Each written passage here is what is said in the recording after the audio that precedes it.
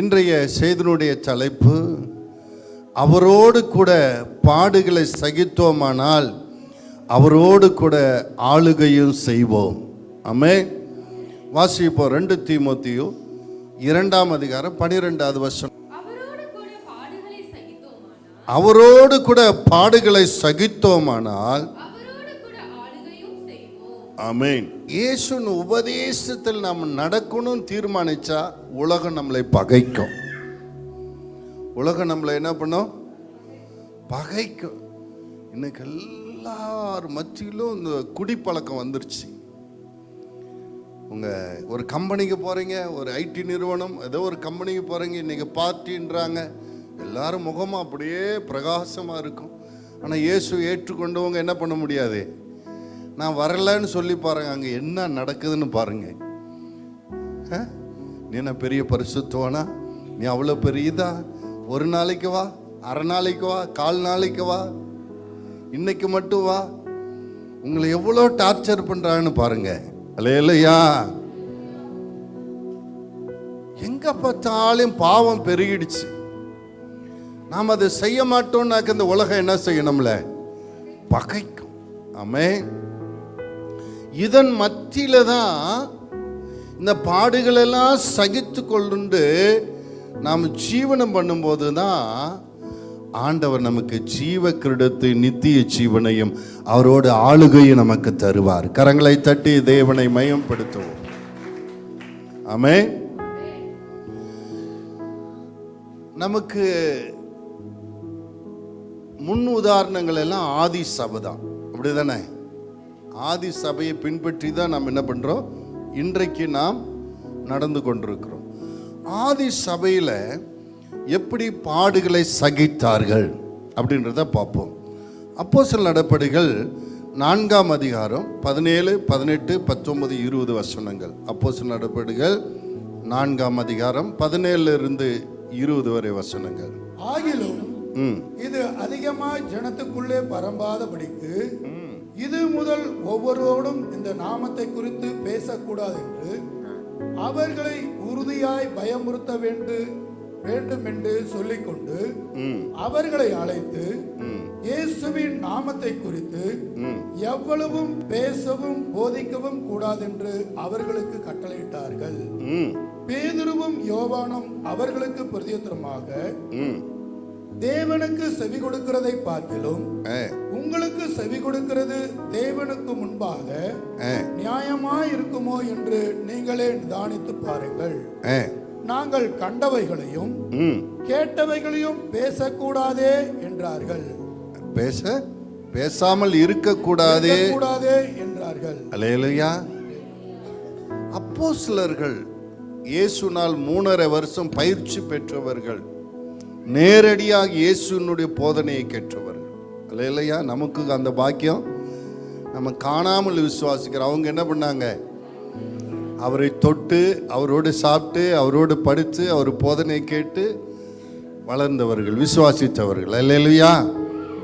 அவன் இயேசுனுடைய உயிர்த்தெழுதலுக்கு பின்னாடி இயேசுனுடைய போதனைகளை ஜனத்தின் மத்தியிலே கொண்டு போகும்போது இந்த போதனையை நீ என்ன பண்ணக்கூடாது? பேசக்கூடாது, பிரசங்கிக்க கூடாது என்று சொல்லி அவரை மிரட்டினார்கள். என்ன பண்ணாங்க? மிரட்டினார்கள். உலகத்தில் கிறிஸ்துவனுடைய உபதேசத்தை ஜனங்கள் வெறுக்கிற மாதிரி எந்த உபதேசத்தையும், கடவுளே இல்லைன்னா கூட அவன் என்ன பண்றான்? கூலா சிரிச்சிட்டு போயிடுறான்.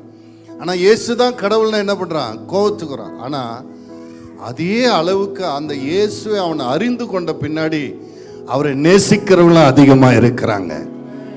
எந்த அளவுக்கு வெறுக்கிறாங்க? ஆரம்பத்தில் வெறுக்கிறாங்க, ஆனால் அந்த நாமத்தின் மகிமையை அறிந்த உடனே அவரை நேசிக்கிறாங்க. ஆமென். பாருங்க, இங்க இயேசுனுடைய போதனையை கொண்டு போறாங்க சீசர்கள். இயேசு சொன்னார், நீங்க உலகமெங்கும் போய் இந்த சத்திய சுவிசேஷத்தை பிரசங்கின்னு. ஆனா இந்த உபதேசத்தை நீங்க என்ன பண்ணக்கூடாது? சொல்ல பிரசங்கிக்க கூடாது என்று அவர்களை பயமுறுத்தினார்கள் என்று பார்க்கிறோம். முதல்ல பயமுறுத்தினாங்க. இவங்க தொடர்ந்து செய்கிற வாய்க்கில் அவங்கள சரியாக அடிக்கிறாங்க. வாசிங்க அப்போஸ்தலர் நடபடிகள் 5ஆம் அதிகாரம் 40 42. அப்பொழுது அவர்கள் அவருடைய யோசனைக்கு உடன்பட்டு அடித்து இயேசுவின் நாமத்தை குறித்து பேசக்கூடாது என்று கட்டளையிட்டு அவர்களை விடுதலையாக்கினார்கள். அவருடைய நாமத்துக்காக தாங்கள் அவமானம் அடைவதற்கு பாத்திரராக எண்ணப்பட்டபடியினால் சந்தோஷமாய் ஆலோசனை சங்கத்தை விட்டு புறப்பட்டு போய் தினந்தோறும் தேவாலயத்திலேயும் வீடுகளிலேயும் இடைவிடாமல் உபதேசம் பண்ணி இயேசுவே கிறிஸ்து என்று பிரசங்கித்தார்கள். அல்லேலூயா. இங்க எங்கேயாவது உங்க பின்வாங்கின மாதிரி இருக்கா? மிரட்டும் போது சொன்ன, நீ மனுஷன், நீ சொல்றதை கேட்கறத, ஆண்டவர் சொல்றதை கேட்கறத, ஆண்டவர் சொன்னபடிதான் செய்வன்ட்டாங்க. இங்க கூப்பிட்டு அடிச்சு மிரட்டுறாங்க, சொல்லக்கூடாதுன்னு. ஆனா இன்னும் அதிகமாய் பிரசங்கித்தார்கள். கரங்களை தட்டி தேவனை மையப்படுத்துங்க. அல்லேலூயா. இன்னும் கூட பாடுகளை அதிகமாக சகித்தார்கள் சீசர்கள். பவுலை பாருங்க, 2 கொரிந்தியர் 11ஆம் அதிகாரம் 23 28 வரைக்கும் இயேசு நாமத்துக்காக எவ்வளவு பாடுகளை சகித்து இருக்கிறான்னு பாருங்க. அவர்கள் கிறிஸ்துவின் ஊழியக்காரரா? நான் அதிகம் புத்தீனமாய் பேசுகிறேன், நான் அதிகமாய் பிரயாசப்பட்டவன், அதிகமாய் அடிபட்டவன், அதிகமாய் காவலில் வைக்கப்பட்டவன், அநேக தரம் மரண அவதியிலும் அகப்பட்டவன், யூதர்களால் ஒன்றுக்குரிய 40 அடியாக 5 தரம் அடிபட்டேன், 3 தரம் லாரினால் அடிக்கப்பட்டேன், 1 தரம் கல்லெறி உண்டேன், 3 தரம் கப்பல் சேதத்தில் இருந்தேன், கடலிலே ஒரு ராப்பகல் முழுவதும் போக்கினேன், அநேக தரம் பிரயாணம் பண்ணினேன், ஆறுகளால் வந்த மோசங்களினாலும் கல்லரால் வந்த மோசங்களிலும் என் சுய ஜனங்களால் வந்த மோசங்களிலும் அந்நிய ஜனங்களால் வந்த மோசங்களிலும் பட்டணங்களில் உண்டான மோசங்களிலும் வனாந்தரத்தில் உண்டான மோசங்களிலும் சமுத்திரத்தில் உண்டான மோசங்களிலும் கள்ள சகோதரரிடத்தில் உண்டான மோசங்களிலும் பிரயாசத்திலும் வருத்தத்திலும் அநேக முறை கண்விழிப்புகளிலும் பசியிலும் தாகத்திலும் அநேக முறை உபவாசங்களிலும் குளிரிலும் நிர்வாணத்திலும் இருந்தேன். இவை முதலானவைகளை இல்லாமல் எல்லா சபைகளை குறித்தும் உண்டாயிருக்கிற கவலை என்னை நாள்தோறும் நெருக்குகிறது. இந்த இயேசுவை ஏற்றுக்கொண்டு இயேசு நற்செய்தியை அறிவித்ததற்கு பவுல் பல பாடுகளை பட்டதாக எழுதப்பட்டிருக்கிறது. நாம் நினைக்கிறோம், கர்த்தருக்கு ஊழியம் செஞ்சா என்னப்பா, நல்ல வசதி வாய்ப்போடு வாழலாம் அப்படின்னு ஒரு தவறான ஒரு எண்ணங்கள் ஜனத்தின் மத்தியில் பரப்பப்பட்டு கொண்டிருக்கிறது. அப்படிதானே? ஆனா ஒரு உண்மையான ஊழியக்காரர்களுக்கு நிறைய பாடுகள் உண்டு. ஆமென். ஒரு சிலர் அந்த அவாய்ட் பண்ணி நமக்கு என்னத்துக்கு வம்புன்னு ஒதுங்கி போகலாம். ஆனால் இந்த பட்டணத்துக்கு நற்செய்தி அறிவிக்கணும், இந்த ஜனங்கள் ரட்சிக்கப்படணும், இந்த ஜனங்கள் மனம் திரும்பணும் அப்படின்னு சொல்லிட்டு இயேசுவின் ஊழியத்தை செய்கிறவர்களுக்கு அநேக பாடுகள் உண்டு. இங்கே பவுல் பார்த்தீங்கன்னா இந்த சுவிசேஷத்தை உலகமெங்கும் கொண்டு போன ஒரு தேவ மனுஷன். அதனால அநேக பாடுகள், அநேக வேதனைகள். அவர் சொல்றாரு, நான் சுவிசேஷம் அறிவிக்கப்படாத இடத்துல நான் சுவிசேஷம் அறிவிக்க விரும்புகிறேன்றாரு. ஆனால் இன்னைக்கு ஊழியக்காரர்கள் ஒரு சிலர் என்ன பண்ணுறாங்க, சுவிசேஷம் ஆல்ரெடி அறிவிக்கப்பட்டு ஞானஸ்தானம் எடுத்தவங்களை இந்த மீன் பிடிச்சு கொண்டு வந்து கூடையில் போட்டு வைப்பாங்க. சில பேர் கடலுக்குள்ளே நுழையாமல் என்ன பண்ணிடுவாங்க, அந்த கூடையில் இருக்கிறத எடுத்து இந்த கூடையில் போட்டுக்கோ. அந்த மாதிரி சுவிசேஷம் அறிவிச்சாதானே அடி உத. ஆல்ரெடி அறிவிச்ச ஆத்மாவை எடுத்துக்கிட்டால் ஈஸியாக இருக்கும்ல. இப்படி சில டெக்னிக்கல் ஊழியமெல்லாம் பண்ணுறாங்க. கர்த்தர் நாமத்துக்கு மகிமை உண்டாட்டும். நாம் அப்படிப்பட்ட உதாரணங்களை பின்பற்றக்கூடாது. பவுல் ஒரு நல்ல தேவ மனுஷன். அவர் சொல்கிறார், நான் சுவிசேஷம் அறிவிக்கப்படாத இடத்துல அறிவிக்க நான் விரும்புகிறேன்னு சொல்லிட்டு அவர் உலகமெங்கும் போய் பல தேசத்தில் சுவிசேஷம் அறிவித்தார். அதனால பல பாடுகள், பல கஷ்டங்களை அவர் பட்டதாக எழுதப்பட்டிருக்கிறது. சரி, இந்த ஏன் இந்த கிறிஸ்துவை ஏற்றுக்கொண்டு அவருக்காக வாழும்போது, ஊழியம் செய்யும்போது இத்தனை பாடுகள் வருது? பதில் சொல்ல முடியுமா யாராவது? அபிஷேகம் பெற்றவங்க அப்போஸ்தலர்கள், பவுலினுடைய கர்ச்சீப்பு போட்டாலே என்ன ஆகுது? மரிச்சவனை உயிரோடு கூட எழுப்பினவங்க. அவங்க பிரசங்கிக்கும் போது அநேகர் ஆசீர்வதிக்கப்படுறாங்க, இருதயத்தில் குற்றப்படுறாங்க, மனம் திரும்புறாங்க, பிசாசுகளோட நோய்கள் குணமாகுது. இவ்வளவு வல்லமையான தேவனுடைய ஊழியக்காரர்களாக இருந்தும் கூட ஏன் இவ்வளவு பாடுகள் அவர்களுடைய வாழ்க்கையில வருகிறது?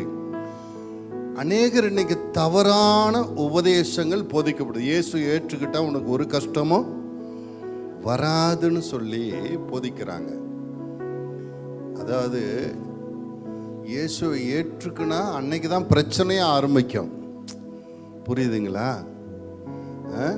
என்ன பிரச்சனைனா, விசுவாசத்தை நிமித்தம் பிரச்சனை வரும், வேற எதுவும் இல்லை. உனக்கு பண கஷ்டமோ இல்லை வியாதியோ உனக்கு விபத்தோ எதுவும் வந்துடாது இயேசு ஏற்றுக்கிட்டா. இயேசு ஏற்றுக்கினதுனால இந்த உலகம் உங்களை பகைக்கும். ஏன்னா வாசிங்க, அப்போஸ்தலர் நடபடி 14:22 வாசிங்க. அப்போஸ்தலர் 14:22 இல்ல, அப்போஸ்தலர் 14:22 நாம் அநேக வாசிங்க வாசிங்க. சீசருடைய மனதை திடப்படுத்தி விசுவாசத்திலே நிலைத்திருக்கும்படி அவர்களுக்கு புத்தி சொல்லி நாம் அநேக உபத்திரவங்களின் வழியாய் தேவனுடைய ராஜ்யத்தில் பிரவேசிக்க வேண்டும் என்று சொன்னார்கள். ஆமென். எனக்கு ஒரு அம்மா ஃபோன் பண்ணுச்சு. அது தவறான வாழ்க்கையில் வாழும்போது அவருக்கு அவ்வளோ பெரிய பாடுகள் வரலை. இப்போ அது மனம் திரும்பி ஞானஸ்தானத்து ஒழுங்காக சர்ச்சுக்கு வருது. இப்போ அது ஓன அழுது. எங்கள் அப்பா, எங்கள் சொந்தக்காரர் எல்லாருமே சேர்ந்துக்கிட்டு நீ என்ன பண்ணக்கூடாது, சர்ச்சுக்கு போகக்கூடாதுன்றாங்க. என் புருஷன் சர்ச்சுக்கு போகக்கூடாதுன்றாங்க. என்ன எல்லாரும் ஒதுக்கி வைக்கிறாங்க. ஓன அழுது. நான் மோசமாக இருக்கும்போது இந்த உலகம் என்னை இவ்வளோ நெருக்கலை. இப்போ நான் பரிசுத்தமாக வாழணும்னு நினைக்கிறேன். இந்த உலகம் என்ன பண்ணுது? என்ன சொந்த பந்தம், எங்கள் அப்பாவே என்ன பண்ணுறாங்க, எங்கள் வீட்டுக்காரரோடு சேர்ந்துட்டு பேசுகிறேன், அந்த கோயிலுக்கு போகக்கூடாது அப்படின்றாங்க.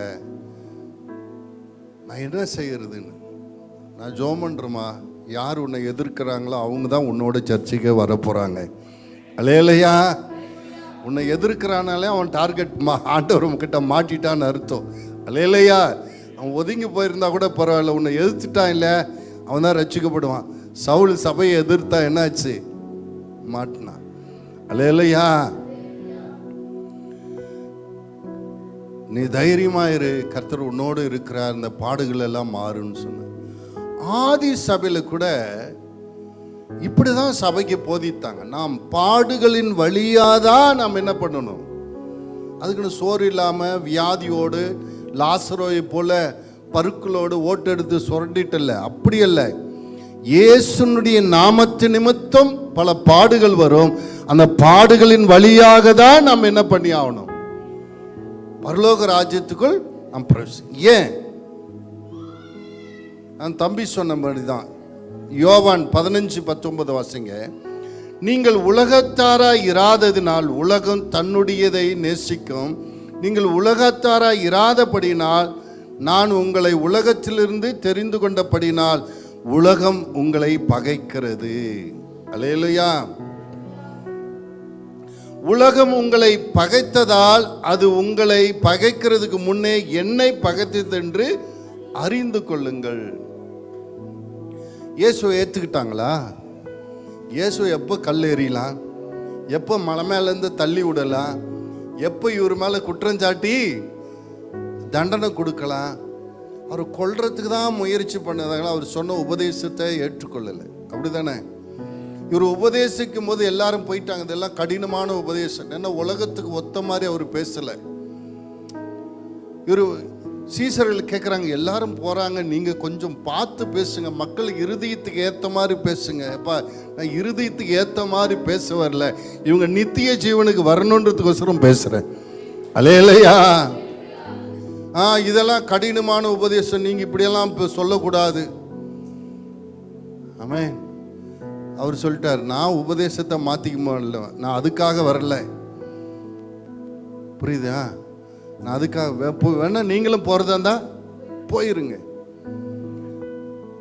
பேதுரு சொல்ற, ஜீவ வார்த்தை உம்மிடத்தில் இருக்கும், எங்க போட்டோம் ஆண்டவரே. அல்லேலூயா. இன்றைக்கு சபைகள் சீரழிவது காரணம் மனுஷரை திருப்திப்படுத்துகிற வார்த்தைகளை பேச முயற்சிக்கிறதுனால தான். அல்லேலூயா. ஐயோ, நம்ம கொஞ்சம் கடினமாக பேசினா இந்த சபையை தாங்குகிற இந்த குடும்பம் போயிடுச்சுன்னா என்ன பண்ணுறது, ஊழியம் செய்கிற குடும்பம் போயிடுச்சுன்னா என்ன பண்ணுறது, இந்த கரெக்டாக ஆண்டவர் கொடுப்பார் வார்த்தையை, இவர் டெலிவரி பண்ணுறது தயங்குவார், இல்லாட்டி டைவர்ட் பண்ணி மறைமுகமாக சொல்லுவார், அப்படியே பட்டும் படாமல் பேசுவார். இல்லையா? ஏன்னா இந்த வார்த்தை யாரு கொடுத்துருக்கிறாரு? அந்த ஆத்மா நேரடியாக சொல்லும்படியாக சொல்லிரு, நீங்கள் ஜீவாதிபதியை கொலை செய்தீர். என்ன, நீங்கள் ஜீவாதிபதி, நீங்கள் வேண்டாம் என்று விளக்கின கல்லை கர்த்தர் மூளைக்கல்லாக நேரடியான வசனத்தை கொடுத்தாரு. நேரடியாக பேதுரு பேசினாரு, மனம் திரும்பினாங்க. நம்ம ஆட்கள் ஊழியக்காரங்க ஆண்டவர் கொடுக்குற வார்த்தை சொல்லிட்டா அவங்க கோச்சிக்குவாங்களே என்னமோ, சபைக்கு வரமாட்டாங்களே என்னமோன்னு மலிப்பி அல்லது அந்த வார்த்தையை மறைக்கிறதுனால தான் சபைகள் இன்னைக்கு தூய்மைப்படாமல் இருக்கிறது, குணப்படாமல் இருக்கிறது. அல்லேலூயா. உலகத்தில் உங்களுக்கு உபத்திரவம் உண்டு, நான் உலகத்தை ஜெயித்தேன். இந்த மாதிரி 4 பேர் எதிர்க்கிறதுனால நம்ம பயப்பட வேண்டிய அவசியம் இல்லை. இதெல்லாம் ஆண்டவர் பார்த்து ஜெயிச்சுட்டு முன்னாடி வெற்றி பெற்றாரு, நாமளும் வெற்றி பெறுவோம். அவருக்கு விரோதமாய் பிரதான ஆசாரியன், அப்புறம் பரிசேயர், சதுசேயர், வேதபாரகர், பெரும் அரசியலும் அவங்க பக்கம்தான், ஆன்மீகமும் அவங்க பக்கம்தான். நம்ம ஆண்டவர் தனி ஆளா நின்று ஜெயிச்சார். அல்லேலூயா. நம்ம ஆண்டவர் யூத ராஜ சிங்கம். சிங்கம் எப்போ தனியாக தான் இருக்கும், பண்ணி தான் என்ன செய்யும், கூட்டமாக வரும். நீங்கள் பக்கத்தில் இருக்கிற எந்த கூட்டம் நீங்கள் அல்லேலூயா. 10 பேர் எதிர்த்தாலும் அசராம நிற்கணும், எங்க ஆண்டவர் தான் மெய்யான தேவன். அல்லேலூயா. சரி, ஏன் பாடுகளை ஆண்டவர் அனுமதிக்கிறார்? அதை தான் பார்த்துட்டு வரோம் இல்லையா? ஏன்னா இந்த உலகம் பொல்லாங்கினால் நிரம்பி இருக்கிறது. என்ன, எதனால் நிரம்பி இருக்கிறது? பிசாசினுடைய பிரசன்னத்தினால் நிரம்பி இருக்கிறது. சீசர்கள் கேட்குறாங்க, நாங்கள் எப்படி ஜெபம் பண்ணணும்? உம்முடைய ராஜ்யம் வருவதாக, உம்முடைய சித்தம் பூலோகத்திலையும். அப்போ பூலோகத்தில் பிதாவின் சித்தம் இல்லை, பூலோகத்தில் தேவனுடைய ராஜ்யம் இல்லை. இப்ப ஒருவன் மூலமா எல்லாருக்குள்ளே பாவம் வந்து என்ன ஆயிடுச்சு, எல்லாரும் சீர்கெட்டு போயிட்டாங்க. பல பிசாசு விக்கிரக ஆராதனை, பலவித விதவிதமான பாவங்கள் எல்லாம் கொடுத்து அடிமைப்படுத்தி கட்டி போட்டு வச்சிருக்கிறாங்க. இயேசு எல்லாருடைய ரட்சிப்புக்காக பாவ பரிகாரம் பண்ணிட்டாலையும் கூட, உனக்கு இயேசு பாவ பரிகாரம் பண்ணிட்டாருப்பா, அந்த பாவத்தை விட்டு நீ வந்துருன்னு சொல்லி போய் சொல்றதுக்கு ஆட்கள் இன்றைக்கு குறைவா இருக்கு. அறுவடையோ மிகுதி, வேலையாட்களோ கொஞ்சம். இவங்க போய் சொல்றதுக்கு ஆள் இல்லாதனால, அவங்க அதை கேட்டு இன்னும் விசுவசிக்காதனால பிசாசு இன்னும் அவங்களுக்குள்ள என்ன செஞ்சு கொண்டிருக்கிறான், ஆளுகை செய்து கொண்டிருக்கிறான். அல்லேலூயா. அதனால ஜனங்கள் அறியாமையினால கட்டப்பட்டிருக்கிறாங்க. அறியாமையினால என்ன பண்ணிருக்காங்க, என் ஜனங்கள் அறிவில்லாமல் சங்கார அழிந்து கொண்டிருக்கிறாங்க. இந்த உலகம் சாத்தானால் நிரம்பி இருக்கிற. எப்ப தேவனுடைய ராஜ்யம் வரும்? இயேசு சொன்னாரு, உங்களுக்குள்ளே தேவராஜ்யம் வந்திருக்கிறது. ஒருத்தன் இயேசுவை ஏற்றுக்கொள்ளும் போது சாத்தானின் ராஜ்யம் அவனை விட்டு விலகி தேவராஜ்யம் வருகிறது. ஆமென். அப்ப சாத்தான் ராஜ்யம் அதிகமா இருக்கா, தேவராஜ்யம் அதிகமா இருக்கா? புரியுதா? ஏன் உனக்கு உபத்திரம் வருதுன்னு தெரியுதா? பக்கத்துல ஏன் உபத்திரம் வருது? யோசேப்பு ஒரு ஆளு நீதிமான், அண்ணன்மாரு பண்ற தப்பெல்லாம் யாருக்கிட்ட வந்து சொன்னான்?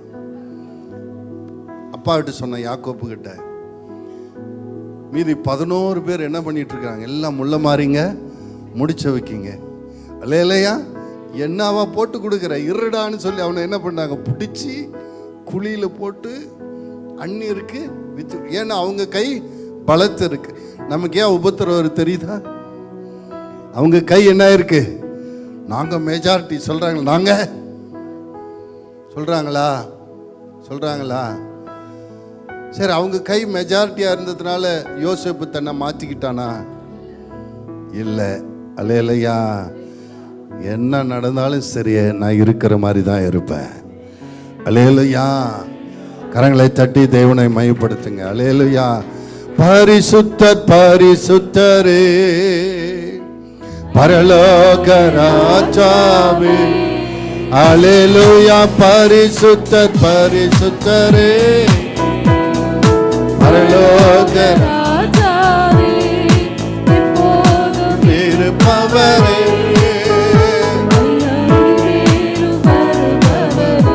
முதல்ல இந்த உலகம் பொல்லாங்கினால் நிரம்பி இருக்கிறதுனால உங்களுக்கு உபத்திரம் வரும்.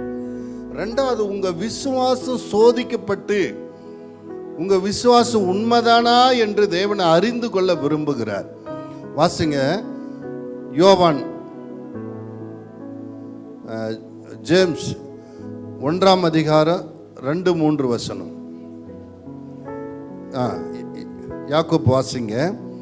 உங்களுடைய விசுவாசத்தின் பரீட்சை பொறுமை உண்டாக்கும் என்று அறிந்து பலவிதமான சோதனையில் அகப்படும் போது மிகுந்த சந்தோஷமாயிருங்கள். அழிந்து போகிற பொன் அக்கினியினால் சோதிக்கப்படும், அதைவிட விலையேற பெற்ற உங்கள் விசுவாசம் சோதிக்கப்படும். பாருங்க, நீங்க இயேசு மேல விசுவாசிக்கலன்னா குருட்டுத்தனமா அப்படியே ஆண்டவர் ஏத்துக்கிறவர் அல்ல. ஏன்னா உங்களுக்கு கொடுக்க போகிற வெகுமதி ரொம்ப பெருசு. உங்களுக்கு வெகுமதி பெருசா இருக்கிறதுனால இயேசு ஏற்றுக்கொள்ளுகிறவர்களுக்கு என்னென்னலாம் ஆசீர்வாதம் இருக்கு? அவர் நாமத்தின் விசுவாசம் உள்ளவனுக்கு என்ன உண்டு? பாவ மன்னிப்பு உண்டு, ஆக்கினைகளிலிருந்து தப்புறான், நித்திய ஜீவன் உண்டு, அவர் குமாரன் ஆகிற பாக்கியம் உண்டு, அவரோட ஆளுகை. உங்களுக்கு கிடைக்கிற வெகுமதி அதிகமாக விலையேற பெற்றதா இருக்கிறதுனால உங்க விசுவாசத்தை ஆண்டவர் பரீட்சை பார்க்க விரும்புகிறார். தங்கம் விலை ஜாஸ்தியா குறைவா? விலை ஜாஸ்தி. இன்றைக்கு ஒரு கிராம் எவ்வளோ ரேட்டு? 14,000 சில்லற. அப்டேட்ல இருக்கிறார் பால்ராஜ் பிரதர். அல்லேலூயா. கடையில் போனா லேசா வாங்கிடுவீங்களா? அந்த கடையில் வாங்கும் போதே மிஷினில் வச்சு பார்ப்பாங்க, எல்லாம் வச்சு பார்ப்பாங்க. அது நம்பிக்கை இல்லாமல் அப்படியே நேராக ஜிஆர்டி கூட வாங்கினது ஜோஸ் ஆல்காசில் வாங்கியிருப்பாங்க. எங்கே வண்டி விடுறாங்க? ஜிஆர்டியில் போய், சார் இது ஒரிஜினலாக பார்த்து சொல்லுங்க சார். அல்லேலூயா. இல்லை டைட்டானில் வந்து செக் பண்ணுறாங்க. 2 கடையை செக் பண்ணி ஒரிஜினல் அப்பாடா பரவாயில்லன்றாங்க. அல்லேலூயா. ஏன்னாக்கா அது விலையேற பெற்றது. அவன் சொன்ன காசை கொடுத்துட்டு அப்படியே வாங்கிட்டு வர்றதில்ல, அது ஒரிஜினல் தானா என்று பார்க்கிறோம். அதே போல் உங்களுக்கு வைத்திருக்கிற வெகுமதி அதிகமாக இருக்கிறதுனால உங்களுக்கு ஒரு சுவிசேஷம் அறிவிச்சாங்க, நீங்கள் இயேசுவை ஏற்றுக்கொண்டீங்க. ஆனால் அந்த விசுவாசம் உண்மைதானா என்று தேவன் அறிய விரும்புகிறார். பாருங்க, யோபு சொல்றாரு, யோபு 23:10, அவர் என்னை சோதித்த பின்பு நான் பொன்னை போல என்ன பண்ணுவேன்? விளங்குவேன். அல்லேலூயா. ஆபிரகாமுக்கு ஆண்டவர் அவனுடைய விசுவாசத்தை சோதிக்க விரும்புகிறார். நான் உனக்கு ஒரு தேசத்தை கொடுப்பேன், உன் சந்ததி பெருகும், ராஜாக்கள் தோன்றுவார், நிறைய வாக்குத்தத்தங்களை கொடுத்தாரு. சொன்ன உடனே நம்பி வந்துட்டான். இருந்தாலும் அவனுக்கு கொடுக்க போகிற ஆசீர்வாதம் ரொம்ப விலையேற பெற்றது. அவன் மூலமாக தான் ஆபிரகாம், ஈசாக், யாக்கோபு 12 கோத்திரம், அதன் மூலம் தாவீது, அதன் மூலமா இயேசு கிறிஸ்து வந்து முழு உலகத்துக்கு ரட்சிப்பு கொடுக்க போறார். ஒரு பரிசுத்த சந்ததியில தான் கிறிஸ்து பிறக்கணும். புரியுதுங்களா? அதனால அவர் வைத்திருக்கிற திட்டம் பெருசு. அதற்கு இவன் பாத்திரனா இருக்கிறானா, இவன் விசுவாசமா இருக்கிறானான்னு செக் பண்றதுக்கு உன் பிள்ளைய கொண்டாந்து எனக்கு பலி செலுத்துன்றாரு. இல்லையா? நம்மாளு பாருங்க, அசராம அவன் தலைமையிலே கட்டையை வச்சு நெருப்பா எடுத்துட்டு என்ன பண்றாரு, அவன் கேட்கிறான், அப்பா நெருப்பு இருக்கு, கட்டை இருக்கு, பலிக்கு ஆடு எங்க? ஆண்டவர் பார்த்துக்குவார், வாடா பாரு எப்படி நேக்கா கூட்டிட்டு போற. அவருக்கு தெரியும். ஆண்டவர் சொன்னார், உன்னுடைய சந்ததியில் ராஜாக்கள் தோன்றுவார்கள், உன் சந்ததி கடற்கரை மணலை போல் இருக்கும், வானத்தின் நட்சத்திரம் போல இருக்குன்னு அவர் சொன்னால் செய்வார்.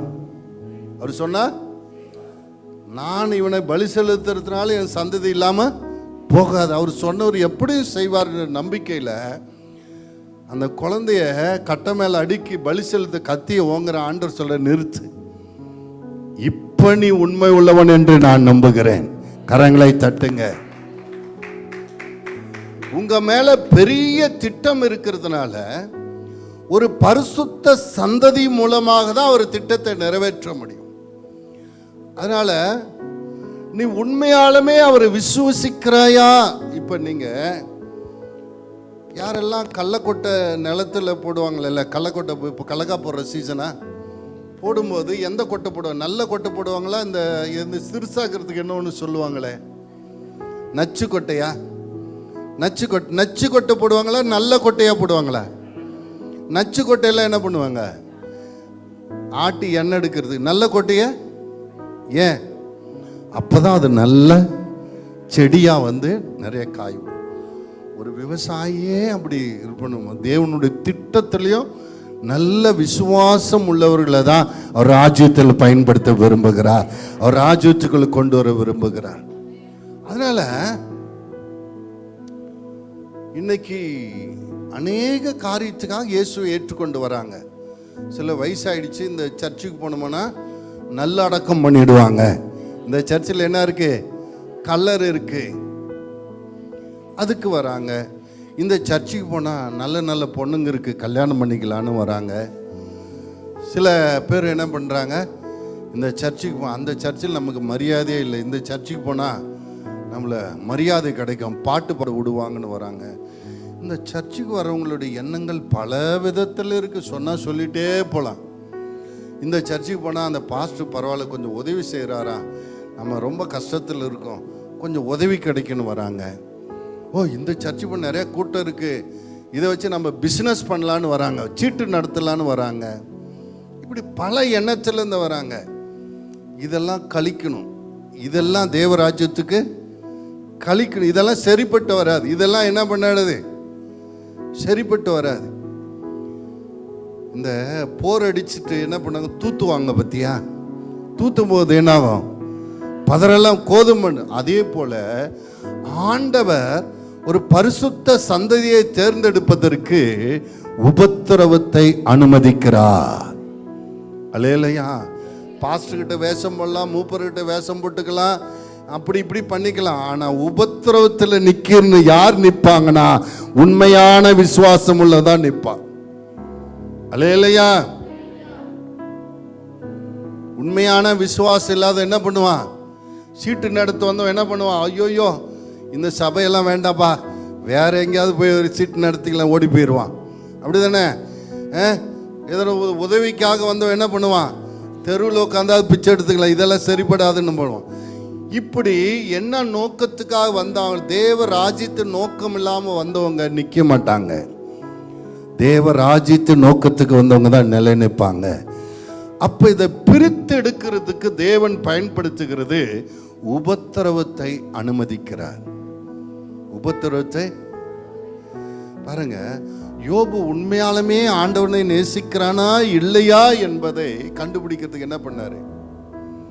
சாத்தான் சொல்றான், நீங்க அவனை ஏராளமா ஆசீர்வச்சிருக்கிறீங்க, அவன் பெரிய சீமானா இருக்கிறான், அவன் கேட்டதெல்லாம் கொடுக்குறீங்க, அதனாலதான் உண்மை நேசிக்கிறான். அவன் ஒண்ணுமே இல்லைனாலே அவன் என்ன நேசிப்பான். சும்மா எல்லாம் இது பண்ணாதீங்க, வேணா எடுத்து பாருங்க அவனதை. பாருங்க,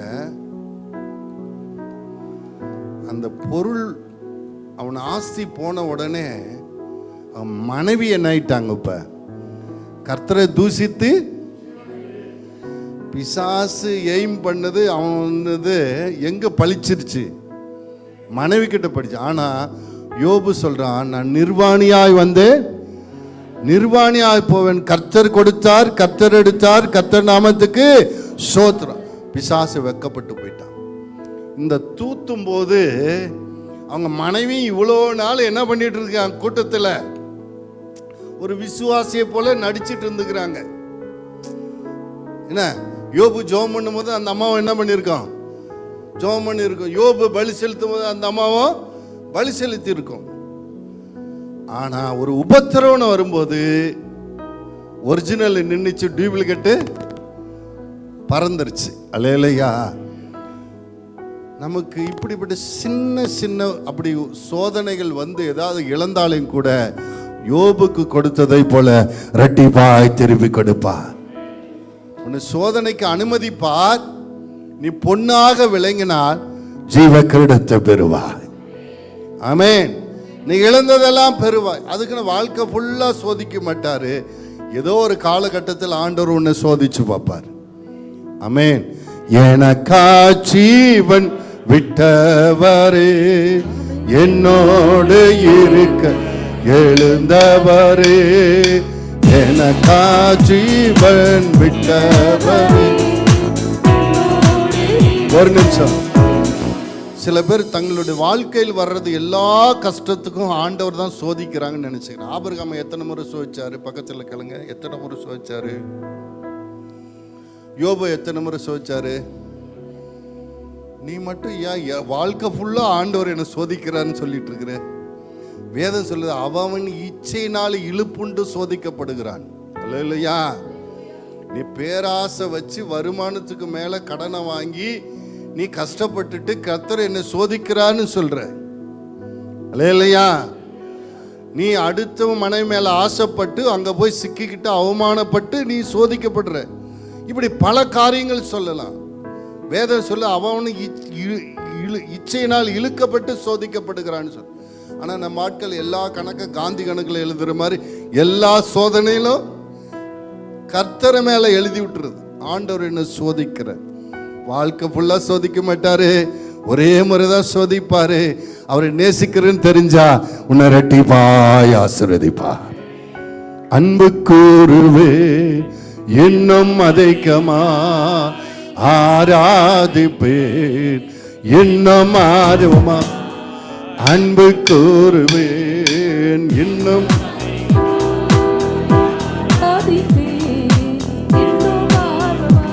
உம்மை முழு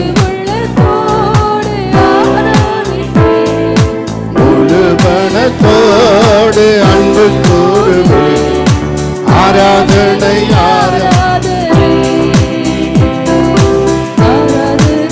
சரி. சோதனைகள் வரும்போது என்ன ஆயிடும், சில பேர் மறுதளிப்பாங்க, பின்மாற்றம் ஆவாங்கல்ல. பேதுரு என்ன செய்தார்? 3 முறை. ஏன்? பயம். இயேசுவை போல நம்மளையும் அங்க அடி விழுந்துட்டு இருக்கு, வாரினால் அடிக்கிறாங்க, இங்க கேட்கிறாங்க நீ அவரு சீசன் தானே. என்ன ஆயிடுச்சுங்க, ஐயாவுக்கு கை காலெல்லாம் டைப் அடிக்க ஆரம்பிச்சு, அவரு தெரியவே தெரியாதுன்னுட்டார். அல்லையா?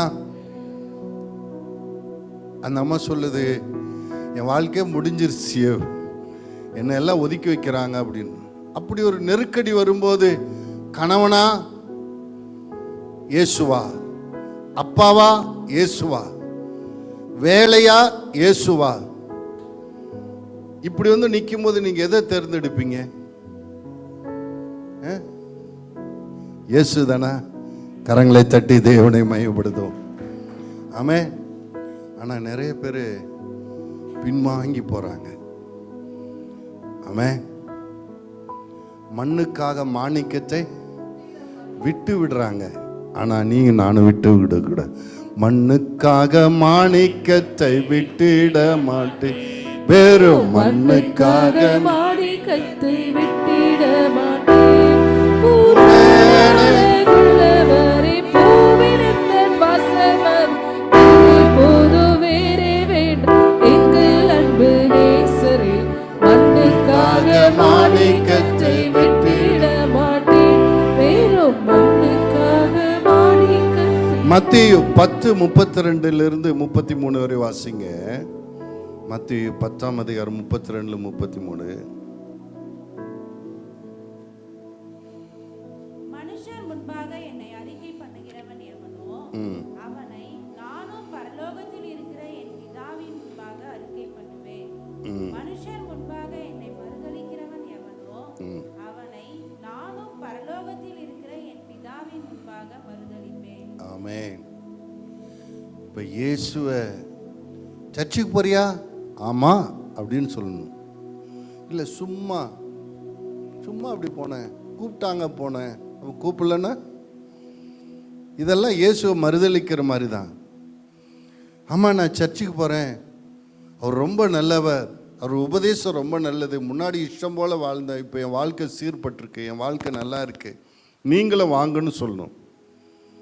புரியுதுங்களா? இதுதான் ஒரு சாட்சி. அதானே? சும்மா போகிறேன், கூப்பிட்டாங்க போனேன், இதெல்லாம் மறுதலிக்கிறதுக்கு சமம். ஆமென். நீங்கள் இங்கே பூமியில் மறுதலிப்பீங்கன்னா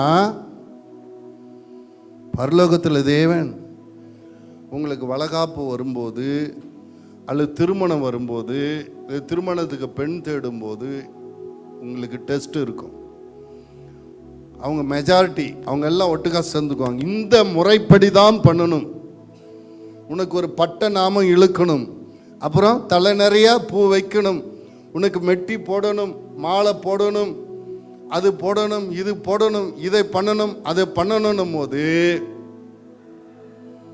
நாங்கள் கிறிஸ்தவர்கள்.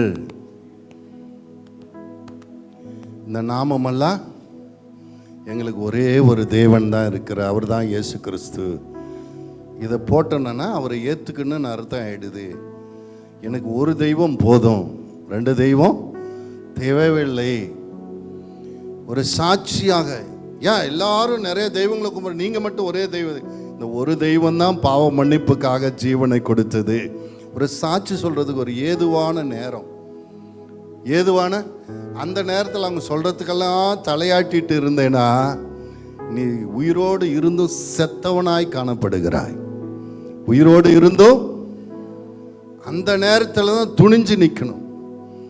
இயேசுதான் தெய்வம், நான் ஏன் அப்படி செய்ய மாட்டேன்னா இதுதான் காரணம். இல்லையா? இவ்வளோ நாள் எனக்கு மெய்யான தேவன் தெரியல, எல்லாத்தையும் கும்பிட்டேன், இப்போ மெய்யான தேவன் தெரியுது, நான் அவரையே சேவிப்பேன்.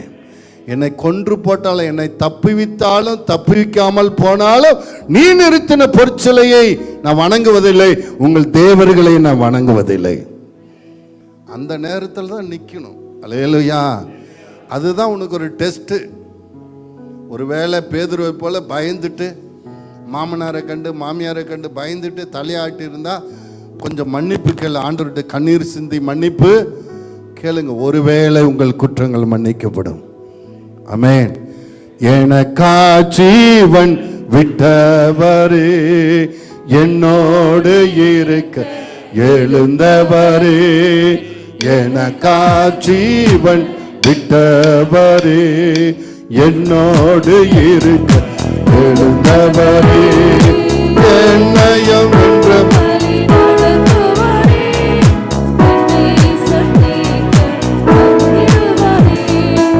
என்னையும் என்று நடத்துவாரே. இந்த பாடுகள் எல்லாம் சகித்து இயேசுவை பின்பற்றுறது கஷ்டமா ஈஸியா? சொல்லுங்க. கஷ்டம். இவ்வளோ கஷ்டம் இருந்தால் நம்ம முன்னோர்கள் ஏன் அதை அந்த வழியை தெரிந்து கொண்டாங்க? அவங்க தெரிந்து கொள்ளனா நாம் தெரிந்து கொண்டு மாட்டோம். இப்போ நீங்கள் வந்திருக்க மாட்டோம், உங்களுக்கு பின்னாடி யாரும் வர மாட்டாங்க இல்லையா? கஷ்டமான வழியாக இருந்தாலும் ஏன் அதில் பிரயாணப்படுறோம்? முடிவில் ஜீவன். அப்புறம் வாசிங்க ரோமர் 8:18.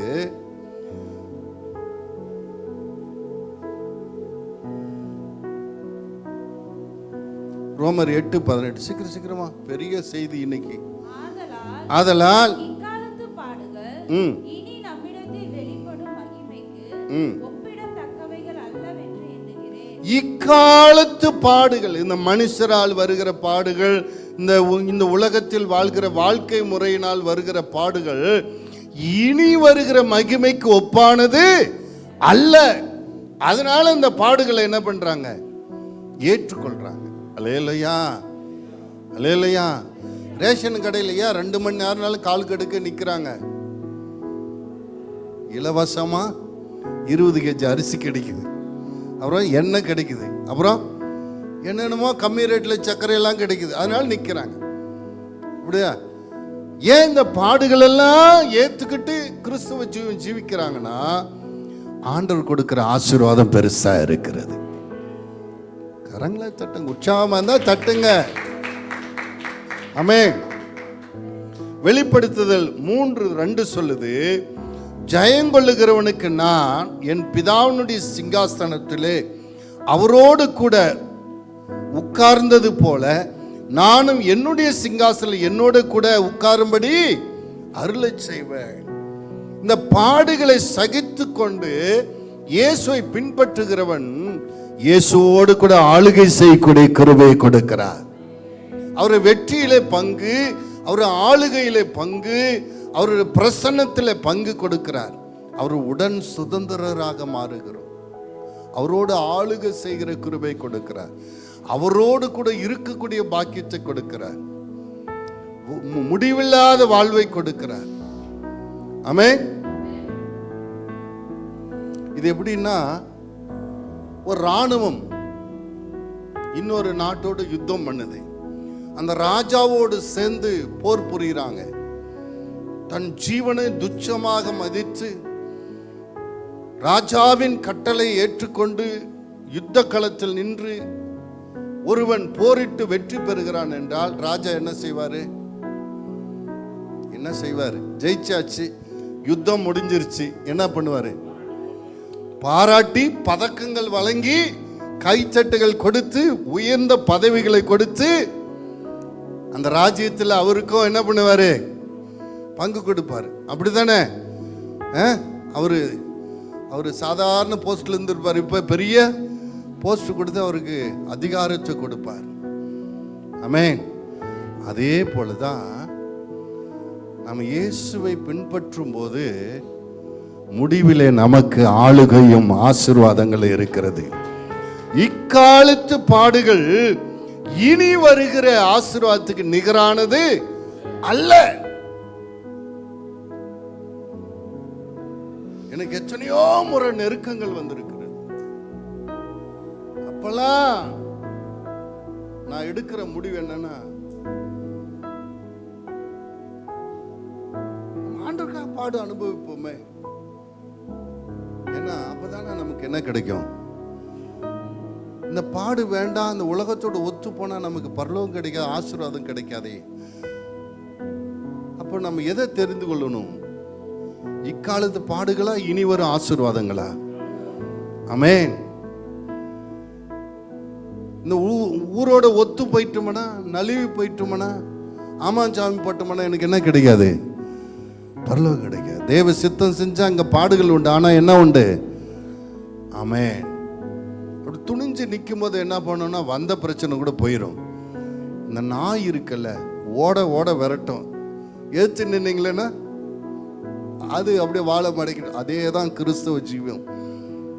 4 பேர் உன்னை பேசிட்டே இருப்போம், ஏன்னா சர்ச்சுக்கு போகாது, அது போகாது, இது போகாது, நாங்கள் தான் போவோம் என்னன்ற அப்படின்னு சொல்லி பாரு பேசாம இருவாங்க. அல்லேலூயா. உனக்கு என்ன தெரியும் வேதத்தை பற்றி அப்படின்னு நீங்க கொஞ்சம் போல்ட்டா நின்று பாருங்க, வாயை அடைச்சிருவாங்க. ஆமென். நீங்க ஒரு விஷயத்தில் விட்டு கொடுத்தீங்கன்னு வச்சுக்கோங்களேன், எல்லாம் ஒரு ஸ்டெப்பா ஏறி ஏறி ஏறி ஏறி வந்து உன்னை மொட்டடிச்சு நாம மொட்டு கழுது மேல உட்காரிச்சு கூட்டிட்டு போயிடுவாங்க. அல்லேலூயா. ஆரம்பத்தில் நறுக்கணும். பக்கத்தில் விசுவாசத்துக்கு விரோதமாய் வருகிற போராட்டத்தை ஆரம்பத்தில் நறுக்கணும். நாங்கள் ரோமன் கத்தோலிக்க திருச்சபையை சேர்ந்தவங்க. நாங்கள் இப்படி பெந்தகோஸ்தே சபையிலேருந்து ஒரு பாஸ்டர் வர்றாரு போகிறாரு. இவங்க ஞானஸ்தானம் எடுத்துட்டாங்கன்னு தெரிகிற வாய்க்கல ஒரே கொந்தளிப்பாயிடுச்சு சபையில். உங்களுக்கு கலரு கிடையாது, உங்களுக்கு என்ன கிடையாது, கலரு கிடையாது, உங்களுக்கு யாரும் உங்களுக்கு பொண்ணு கொடுக்க மாட்டாங்க. அப்போ எனக்கெல்லாம் கல்யாணம் ஆகலை, எங்கள் அண்ணா தான் ரசிக்கப்பட்டு. உங்கள் தம்பிமாருக்கெல்லாம் ஒன்றுங்கெல்லாம் சர்ச்சிலெல்லாம் கல்யாணம் பண்ண மாட்டோம். எங்கள் அப்பா கொஞ்சம் வயசாகிருக்கு அப்பா அம்மா. உங்கள் அப்பா அம்மா செத்தெல்லாம் கலரு கிடையாது.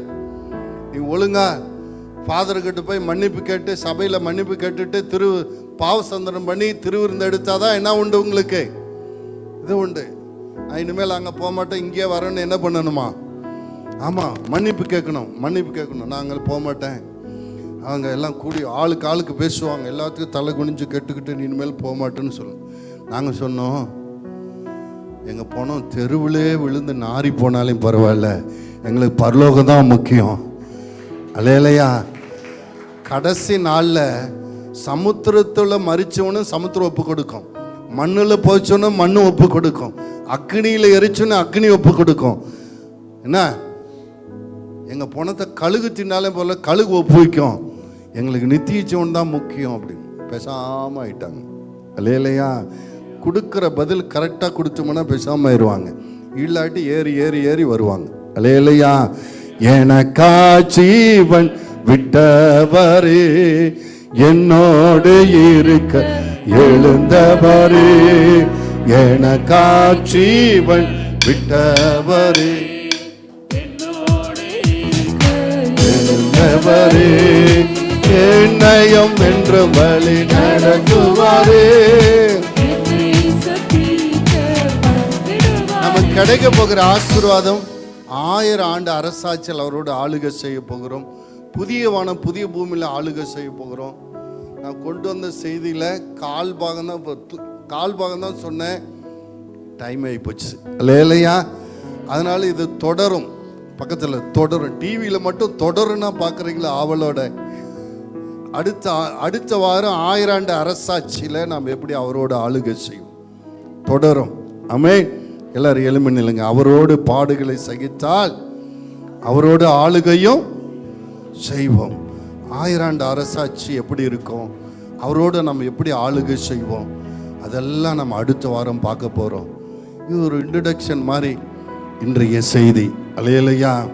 2 தீமோத்தேயு 2:12 அவரோடு கூட பாடுகளை சகித்தோமானால் அவரோடு கூட ஆளுகையும் செய்வோம். நாம் அவரை மறுதலித்தால் அவரும் நம்மை மறுதலிப்பார்.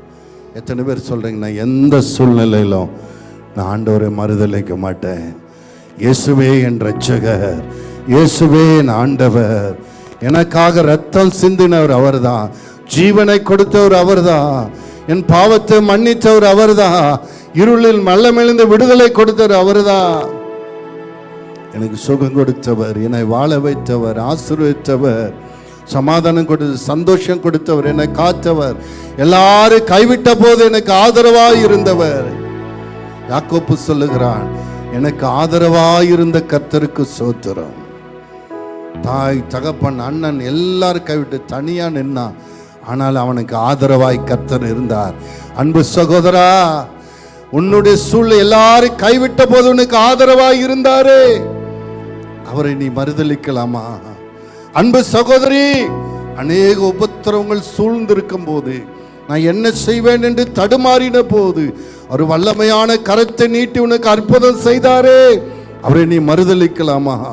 இந்த மனிதருக்கு முன்னாடி மறுதலிப்பாயானால் தேவன் பரலோகத்தில் பிதாவுக்கு முன்னாடி உன்னை மறுதலிப்பா. நீ எந்த அளவினால் அளக்கிறாயோ அதே அளவினால் அவர் அளப்பார். நீ சொல்ல, ஆண்டவரே, எந்த சூழ்நிலையிலும் நமக்கு சாட்சியாக நிற்ப ஆண்டவரே, நீர் ஒருவரே ஆண்டவர், நீர் ஒருவரே இரட்சகர், நீர் ஒருவரே தேவன், உம்மை இல்லாமல் எனக்கு வேறொரு தேவன் இல்லை. உம்மையே நம்பி இருக்கிறேன், உம்மை இல்லாமல் எனக்கு வேறொரு ஒத்தாசை இல்லை. எனக்கு ஆதரவாய் இருந்த தேவனே, என்னை இக்கட்டில் என்னை காப்பாற்றினவரே, ரத்தம் சிந்தி மீட்டவரே, உமக்கே சோத்திரம் சொல்லுங்க. உமக்கே சோத்திரம் இயேசுவே, உமக்கே சோத்திரம். இம்மட்டும் ஆதரித்தீர், இனியும் எங்கள் முடி நரைக்கிற வரைக்கும், எங்கள் வாழ்நாள் முழுவதும் நீரே எங்களுக்கு ஆதரிப்பீராக. நீர் எங்களுக்கு தேவனாயிருப்பீராக. எனக்கு மட்டும் இல்லப்பா, என் பிள்ளைகளுக்கு பின்வரும் சந்ததிக்கு நீரே தேவனாயிருப்பீராக.